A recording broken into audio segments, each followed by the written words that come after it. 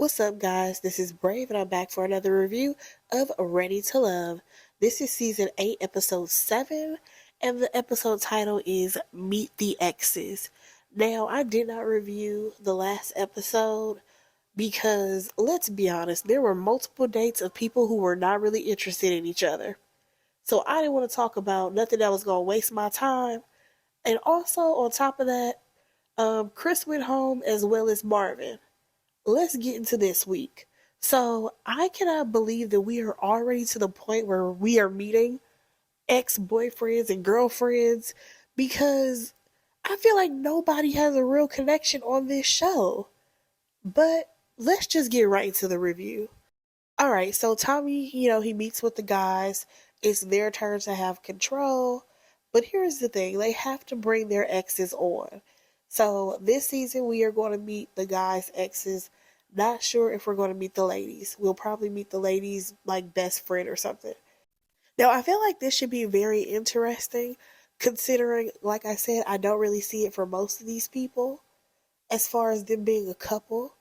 Like, I know that Janelle, she's very interested in Quentin, and Aries is interested in Phil, but that's pretty much it as far as I'm concerned and who's liking who. But we'll see what goes down. Let's go ahead and get to the first date. Okay, so the first date is actually going to be Marie. Now, we meet his ex. I believe her name was Jessica. I think her name was Jessica. And he wants her to meet Janelle. I said, Janelle? Where the hell did Janelle come from? When were you talking to Janelle? Or maybe that's why she was standing up for him on the last episode when she got into it with Kira. Nonetheless, he wants this woman to meet Janelle, Jessica, and Sierra. I said, well, aren't you the hot commodity?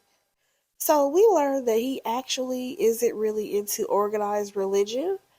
And I'm like, okay, that's interesting because I thought he was going to be like a church going Christian man because of the way him and Kira went back and forth with the improv thing. But guess I was wrong. Alright, so the ladies start to arrive. You have Jessica getting there as well as Janelle. Now, Janelle, you can already tell she felt some type of way that Jessica was even there. Alright, so at first it's going okay, or whatever. However, when his ex Jessica brings up a sexual appetite, oh, the girl started to get a little snooty and not want to answer any questions. And Jessica, she feels like, this isn't the type of conversation that she wants to have. And I kind of agree with her because, like, why is your ex asking me about my sexual appetite to be with your ass? Like, I thought you could at least come to the ladies and be like, well, when I was with his ass, his freak number was like 9. So you need to be prepared for that. You know what I'm saying? Now, am I the only one who feels like his ex thinks that she's on the show? Because she literally tells him about how, she's into the spiritual world and how she's into tarot cards, right? But then when she says that, she's like, yeah, I'm into tarot cards. Is that a deal breaker for you? And I'm like, why are you asking the women if it's a deal breaker for them if you do tarot cards? Does he do tarot cards as well? Like, I'm confused as to who is vetting who on this date right now. Because now the ex-girlfriend, she wants to, play in some tarot cards and read these people. Ma'am, I thought you were here so that way you can tell them about how Marie has grown and the things that Marie has done. We ain't saying none of that. And the ladies aren't even asking any questions about him. And this is an irritating date for me because we're not getting anything out of it. Besides the fact that Janelle wants no parts of this. And the lady, she talks about one card or whatever. And we see Jessica, she's like, listen, I talk to this man all the time. He ain't never mentioned that he's even into this type of stuff. And I'm just like, yeah, Marie, I feel like this is definitely something that you should mention. So Janelle, you already know she's very vocal. She's like, listen, the way my life is set up, I need a man who believes in Jesus Christ, a man who believes in God, and I'm not into all of this. According to Jessica, her and her household, they will serve the Lord. They're not into this either. Because Janelle made it clear, if you're into doing this type of stuff, You ain't the man for her. So I'm sorry, Maria, she's out. And Jessica, she may be out as well because she's not into this. So, Maria, I guess it is back to the drawing board for you. Now, let's slide on over to Quentin because he has his ex Bree there, and she's a very pretty girl. She's going to meet Lee as well as Janelle. All right, so on this date, they talk about how the girls, they haven't really been that physical with him, like they haven't kissed or anything like that. Who really cares? Let's get to the reason why Quentin actually, broke up with this girl. And it was because he did not want to be exclusive. She did. She actually wanted a partner. This man wanted to, go out and live his best life. So as they're talking or whatever, Quentin basically admits that he ghosted Lee. Now he said this in front of Janelle, who is her competition, and his ex. I'm just like, sir, I guess you did not do all the work that you thought that you have done. Okay, you still got some work to do. So at this point in the date, Lee actually decides to go completely quiet because she felt some type of way about the fact that, Quentin admitted that he ghosted her in front of Janelle. Like, I get it. I definitely would feel away. But if I had questions that I needed answers, I would have asked the questions. But I get if that's not in her personality, it is what it is. So by the time we get to the end of the date or whatever, the ladies leave and he goes to talk to, his ex, and she's like, I noticed that Lee, she got really quiet. And he's like, oh yeah, I want to dig into that because you have a woman sitting right next to you and basically she's giving me all this attention. Sir, the fact that you don't even realize you're wrong in this situation blows my mind. Also, the fact that you basically are sitting here saying that, I got two women chasing after me. So if you can't keep up, then I don't know what to tell you because I'm going with whatever woman wins my heart. Like, you're trying to make it a competition between these women, and I don't like that because you ain't a prize. But let's slide on over to Chris. Okay, so he actually has his ex Valerie here, and he brings Aries and Jessica out for this date, right? I feel like we didn't really get much out of Aries. However, Jessica, of course, she's asking questions. She's very vocal. Come to find out, the ex girlfriend was basically a woman of service for him. All she knew was servitude, and he never gave it back. So this woman had to be at this man's beck and call, and he didn't have the capacity to do the same for her. Absolutely not. So Jessica is giving him a side eye at this point, and I don't blame her. Now, at one point in the conversation, he did end up apologizing for, treating his ex wrong. And I'm like, okay, that was big of you. However, why are you so obsessed with your job and your career and all the things that you have going on that you don't have time to even try to make something happen for your partner? That's the issue, sir. Have you grown from that? Okay, so when we get to the end of the date or whatever, the ladies leave and here goes Valerie. She talks about how Aries, she thinks that she's a good pick because she's very soft and all of this stuff. However, when it comes to Jessica, she's like, no, there's nothing soft about her. All this stuff. And I'm just like, okay, she may not be this soft girl, but that doesn't mean she ain't got like a good heart. That doesn't mean that, she's a bad person. Like, I feel like Jessica was just trying to get to the bottom of who Chris is, how is he in, previous relationships. Because I don't think that Valerie would have just volunteered the information of, yeah, y'all, he a good dude or whatever, but, you basically gonna have to, answer to him and whatever he needs and just ignore what you want. You know what I'm saying? Like, she's not gonna openly say, well, Chris used to have me working to the bone because I had to be at his beck and call, and he never did the same for me. I don't think she would have volunteered that information at all. So Jessica, she has to ask those types of questions, especially considering this fast-paced process. But let's go ahead and move on because we have Herbert and his ex. They're going to meet up with Janelle. And in this meeting, you have the ex asking, oh, like, I heard that you want kids. Like, how many, not how many kids she wanted. She just wants to know, like, how soon does she want these kids, right? Janelle says, I want to be a parent. And I love the fact that she corrected her saying, I want to be a parent. That does not mean that I want to actually carry these kids. If I can carry a child, that's fine with me. But also, I want to adopt. And honestly, the way she's thinking, I think that it's beautiful because at the end of the day, there are so many kids who are in the foster care system that need to be adopted, number one. Number two, she's already in her 40s. There is a chance that she may not be able to carry, or she might not be able to carry full term.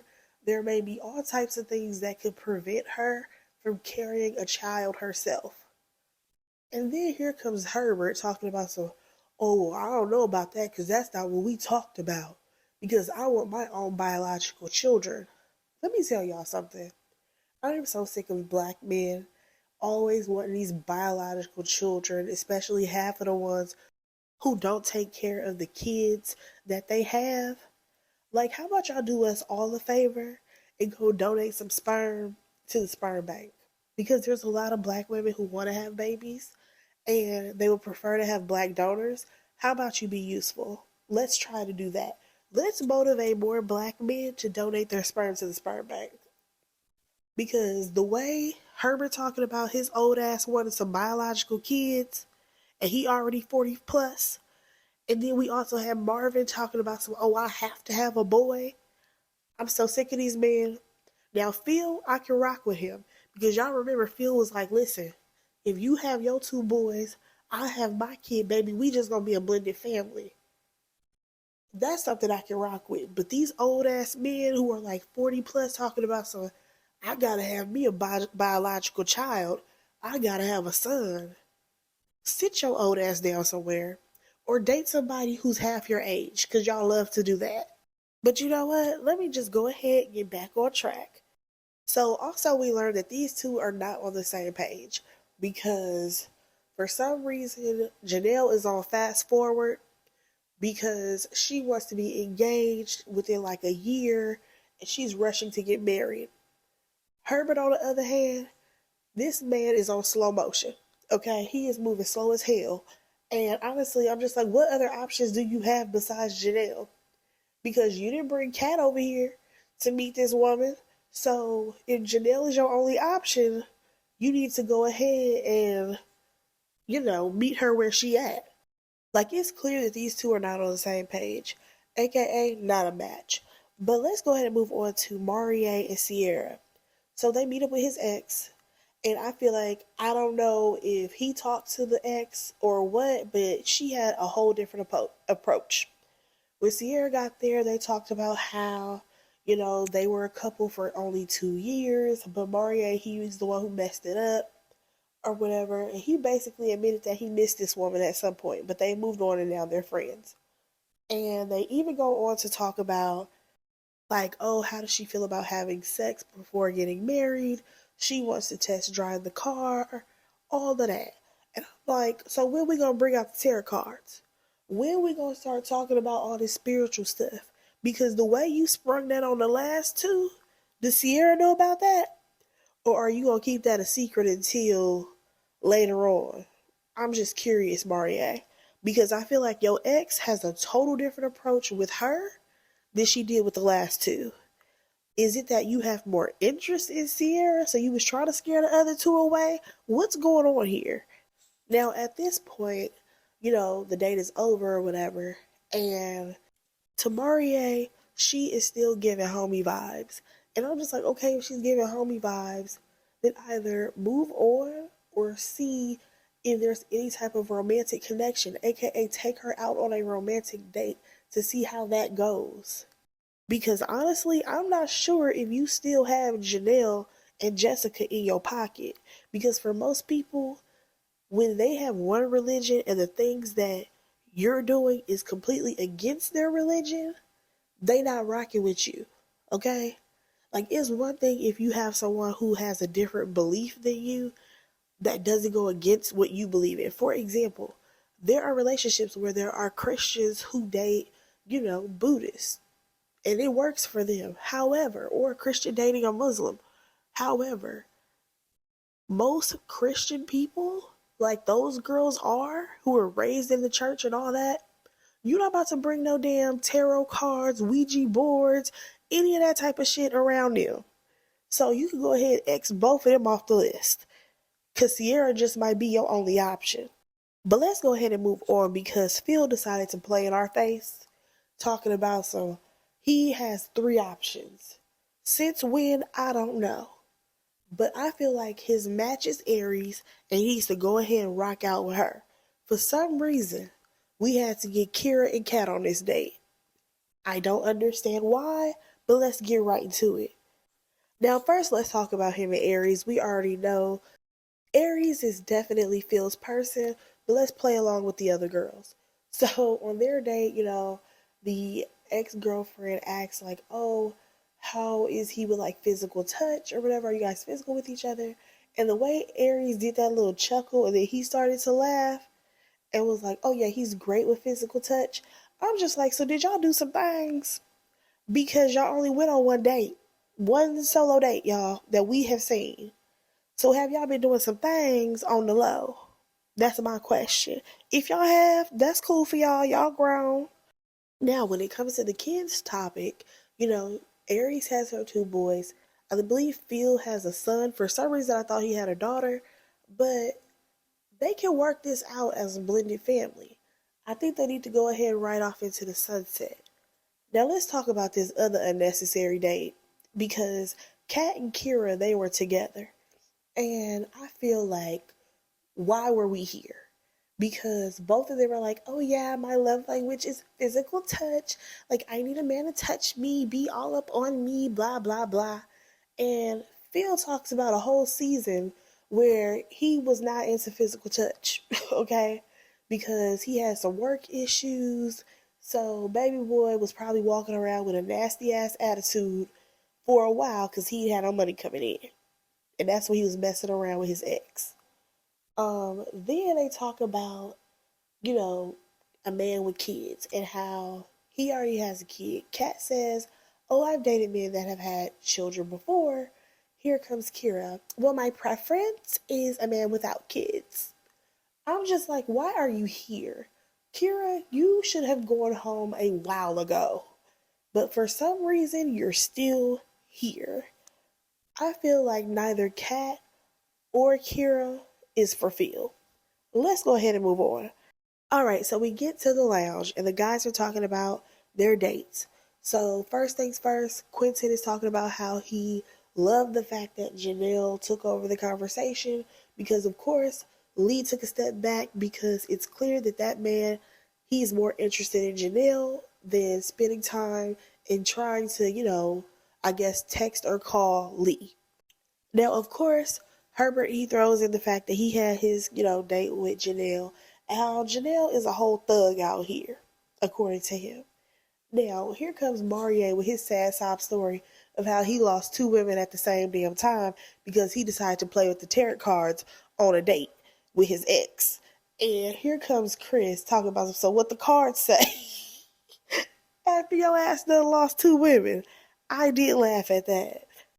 I will say that I respect the fact that Maurier has realized that he lost two women possibly, and Sierra may be his only hope, even though that's just his homie. Y'all, now here comes Chris, and I feel like Chris needs a person who gonna coddle him all day. I really feel that way. Because I personally don't see anything wrong with Jessica. Hell, maybe I guess I must be like a little bit more of Jessica. Because he talks about how Aries got there first and how the energy was one way, and then Jessica got there and the energy completely changed. When Jessica got there, things got all loud. You would have thought that there was an argument happening. You would have thought that they were like yelling at each other or something. What do you mean it got loud? Because she was asking questions, trying to figure out what the fuck happened with you and your ex? Why y'all not together? What type of man you really are? Because when these cameras shut off, you may become a total different person, wanting your woman to be at your beck and call. I'm sorry, but I'm giving this Negro a side eye. I like Chris, however, he has some ways about him that I'm not really feeling. Now, of course, last person is Phil, and we already know it's Aries for him. But let's talk about who we not feeling, because I feel like so many people can go home. Kira, go home. Kat, go home. Lee, go home. Sierra, go home. You see how this is working?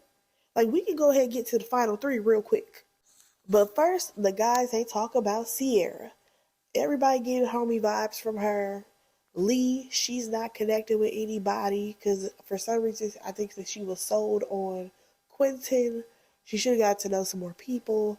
Then we finally get to Kira because y'all already know I've been ready for her to go. And of course, Maria is like, listen, her not wanting to be around black people, that ain't gonna work for me. And of course, I'm ready for Quentin to bring up the fact that this woman told a whole group of people that he don't like black women. So we already know, Kira, you got to go. Here's my thing though. Why are they only sending one woman home when we just sent two men home last week? I thought it was going to be a double elimination again. Maybe next, no, not even next week, because that would be two more men. Maybe the following week, we could get two guys to go home. But let's go ahead and get to the elimination. All right, so we have Chris meeting up with Sierra and Herbert meeting up with Kira. Now, when it comes to Sierra and Chris, they over here flirting with each other. But Herbert, on the other hand, he got straight to the point, like, listen, we met with Tommy today. Just like, clearly, Kiki, you going home. Kira, you're going home. So, one thing that I just wanted to say, Sierra, CC, what I'm going to need for you to never do again is wear that wig with those glasses and that pink lipstick. It was an absolute no. I'm sorry. I know you're supposed to be the fashion girl, but I'm going to be honest. Your fashions have not been fashioning. And you need to go back to your original hair that we met you in. Because this wig is not giving what you think that it does. And like I said, it was Kira's time to go. Now, according to her, she feels like it was mutual because, she felt like, I guess the guys, they weren't really giving her anything. But I'm just like, let's not act like you didn't try to chase half of them down because you was interested. But they didn't like you like that. But y'all, that was the episode, okay? Let me know what y'all thought about it. Go ahead and like, comment, and subscribe to my channel. And I will talk to y'all in my next review. Bye, guys.